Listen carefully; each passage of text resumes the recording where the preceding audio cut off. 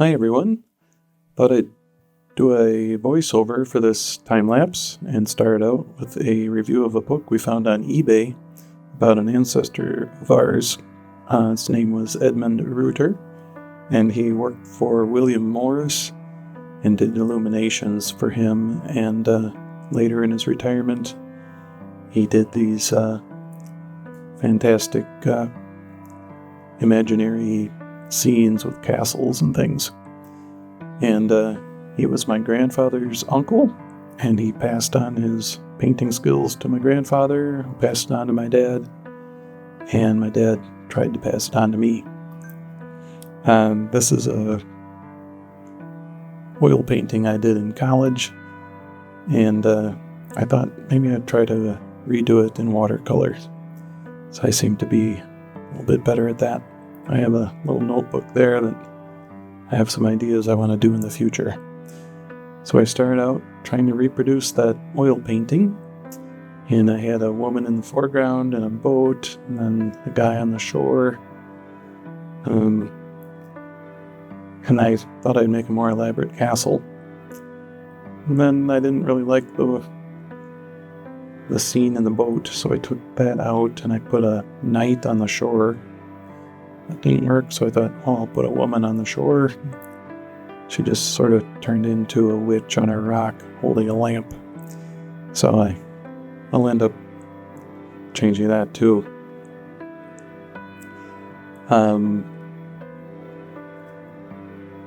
Most of this is fun for me. It's just the time flies and I don't realize what I'm doing. But whatever my dad has taught me, I've picked up some new techniques, like stretching my paper. I use those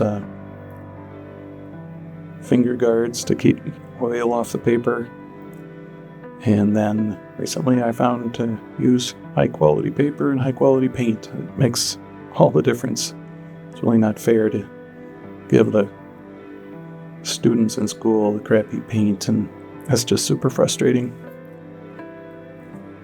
So I also learned I can lift the color off the paper by wetting it and just soaking it up with a dry brush or paper towel, something I never knew was possible. And also wetting the paper down before applying the color. It makes it go on a little more evenly, like you'll see in this next. The wash I do over on the right, fill it with water, and then I put the pigment on. It's fun to watch in fast motion.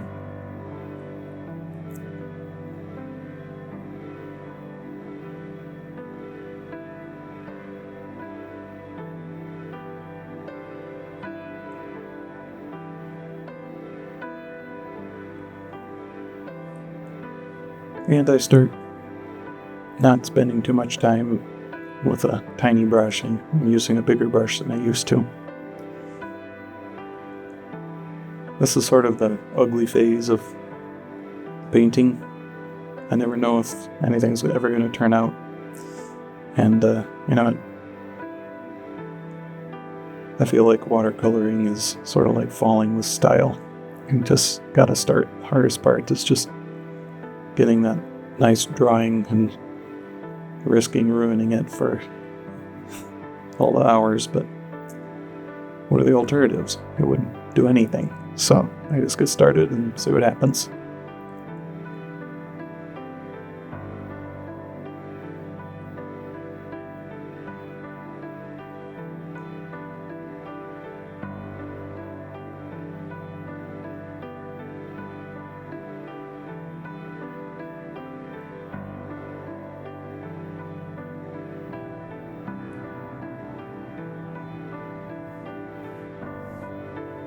My reflections they start out, I feel pretty good about it, and then I think maybe after overworking them, they're not quite as good as they could be.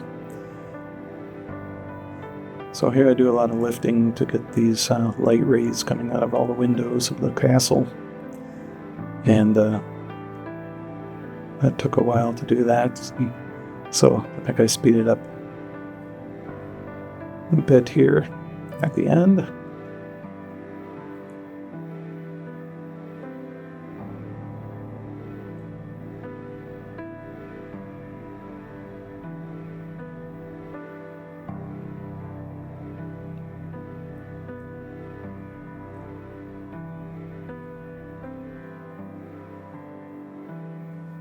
And I'm trying to make sure I have a good balance in my paintings now, and so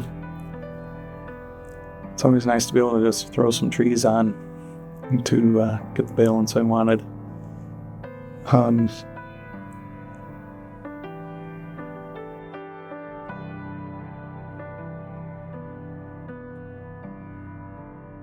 There's my finished imaginary castle in the sky. It's quite a bit different than the painting I was redoing. I don't really know what it means, and I don't think people are that interested in always what artists are trying to convey. That's sort of what does it say to you? At the very least, it might be something beautiful we can put on our wall. One thing my dad did teach me is to not sit down and paint a masterpiece or expect to be framing that piece. Just puts too much pressure on you. So just have fun and take risks, and if it turns out, great. If not, it's not a huge loss. You learn something. And feels good to know that some kind of connection with my family, and we're carrying on a tradition. Thank you all for watching, and do this again in a couple weeks probably. Thanks a lot.